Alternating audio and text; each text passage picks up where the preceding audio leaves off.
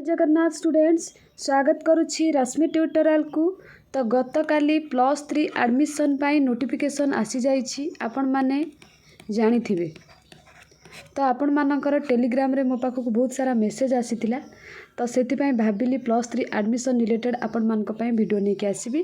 कोन रहिछि +3 admission related update माने आपण माने जो फॉर्म आवेदन करेंगे ता विषय जहाँ सब आपण मानकर तथ्य रही सबकि मुझे वीडियो रे डिस्कसन करी। वीडियोटी को शेष पर्यंत देखिए सो दैट सबकि जानीपारे। आ स्टार्ट करने पूर्व समस्त को कहबी लाइक आउ शेयर निश्चित तो करेंगे, निज सांग मान पाखक शेयर तो निश्चित करेंगे।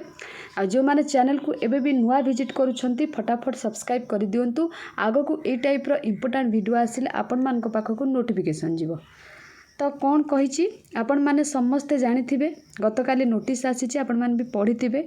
Important notice for the applicants seeking admission into UG courses under SAMS for academic season 2024-2025।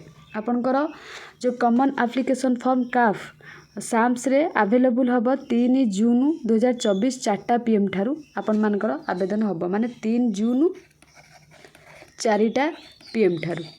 आउ जदि कहबा आपण मानकर last date for applying online काफ 17 जून माने 3 रु आपण माने 17 तारीख भितर आवेदन करि परिबे। तापरे आपण मानकर करेक्शन जदि भूल थिबो आपण माने कोन करि परिबे 18 आ 19 रे एडिट करि परिबे। ई 2 दिन रे आपण माने निजर कॉमन एप्लिकेशन फॉर्म जहाँ भी भूल थिबो एडिट कर पारिबे। तापरे आपणकर फास्ट राउंड सिलेक्शन जोटा कि 25 जून रे आसीबो।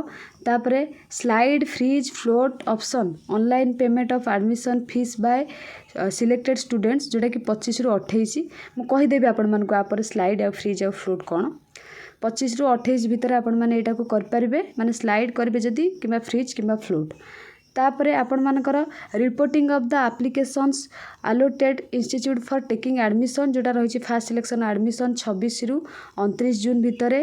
तापरे data updation of admitted students in the E space the respective institution जोटा कि रोचे 26 और 29। तापर तो सेकेंड सिलेक्शन आसिला एटा पर कथा बस फास्ट सिलेक्शन पर्यंत आपण माने जानी गले। एबे आमे जानिबा चलंतु स्लाइड कोन फ्लोट कोन फ्रीज कोन। तो ये आपण माने जानिथिबे एटा किछि दरकार नाही। आपणकर फेज 1 रे एडमिशन हबो 4टा राउंड रे हैला 4टा राउंड रे आपण मानकर एडमिशन हबो एटा समस्ते जानिथिबे। तो तापरे आमे जानिबा मेन इंपोर्टेंट कथा आपण मानकर फ्रीज कोन स्लाइड कोन फ्लोट कोन काइना एटा आपण मानकर समस्ते माने मेसेज करूथिले। फ्रीज कथा जदि मु कहिबी if an applicant is satisfied with the allotted seat that is both the HEI and subject she can choose this option. After selecting the freeze option applicants have to pay the admission fees for that seat allotted. The required fees will be shown in the screen and he has to pay the fees in online mode. The applicants who will choose the freeze option can download the intimation letter and have to visit the selected HEI to complete the admission formalities. माने जदि आपण माने जो fast selection रे आपनकर आसीबो आपण जो पकई थिबे college रे मनकर आपनकर मन पसंद रो कॉलेज मिली गला जो पकई चंदी फास्ट सिलेक्शन आसिला आपनकर ना माने मन पसंद रो कॉलेज मिली जाईची मन पसंद रो ऑनर्स मिली जाईची आपनको हैला। जो फास्ट सिलेक्शन आपनकर आसिला सेतरे आपण माने मनकर चाहुचंदी भद्रक ऑटोनोमस कॉलेज रे पढिया पय आ ऑनर्स आपण फिजिक्स चाहुचंदी तो आपनकर फास्ट सिलेक्शन आसी जाईची मन पसंद रो कॉलेज आ मन पसंद रो honours.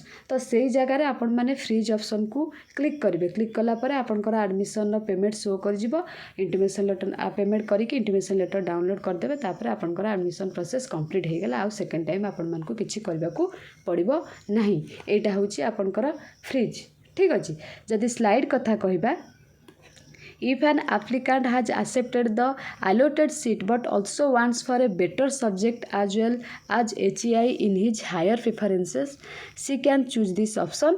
After selecting the slide option applicants have to pay the admission fees for that seat allotted. The required fees will be shown in the screen and he has to pay the fees in online mode only.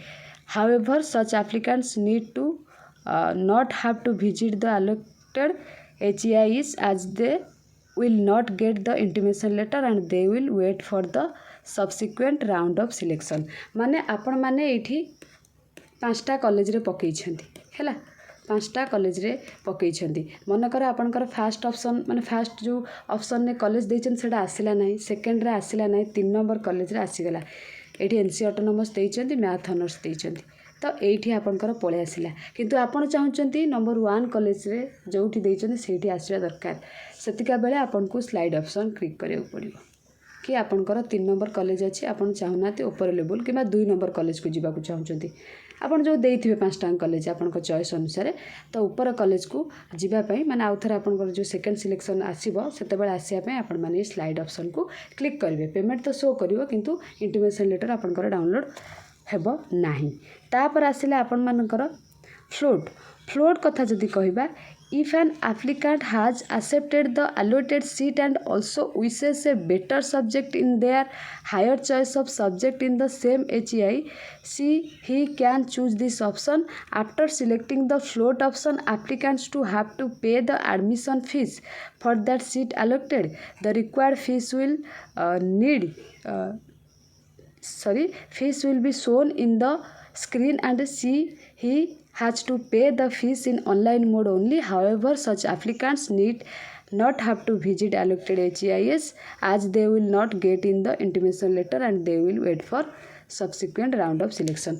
माने आपनकर एठी मनकर देइछंती BJP autonomous college 2 number 3 number रे भी BJP देइछंती हैला 1 रे देइछंती BJP 2 रे बीजेपी कॉलेज देइछंती 3 नंबर 4 नंबर रे किसी भी कॉलेज देइछंती मनकर 1 रे बीजेपी रे आपण बीजेपी कॉलेज रे फिजिक्स पकेइछंती तापरे 2 रे एठी केमिस्ट्री पकेइछन किबा मैथ पकेइछंती आपनकर एठी हे जाइछि बीजेपी कॉलेज रे मैथ रे हे जाइछि किंतु आपण चाहुनाथि मैथ ऑनर्स रखी पढ़िया पई सेही कॉलेज रे पढ़िया पई चाहुचंती किंतु फिजिक्स ऑनर्स रखी पढ़िया पई चाहुचंती बस सब्जेक्ट चेंज करिया पई चाहुचंती कॉलेज सेम रहिबो सेही जगह रे आपण फ्लोट ऑप्शन क्लिक करि परिबे किबा जणे एनसी ऑटोनोमस रे पॉलिटिकल साइंस रखी कि पकेइछि एनसी ऑटोनोमस रे एजुकेशन रखी पकेइछि तार पॉलिटिकल साइंस रे हे जाइछि किंतु से चाहुछि एजुकेशन पकेया पई किंतु सेम कॉलेज रे रहिबो बस ऑनर्स चेंज करिवो तो सेही जगह रे आपण फ्लोट ऑप्शन चूज करेंगे आ फ्लोट ऑप्शन पर आपनकर पेमेंट शो करेंगे पेमेंट करेंगे किंतु इंटिमेशन लेटर डाउनलोड हेनी जो सेकेंड सिलेक्शन आसो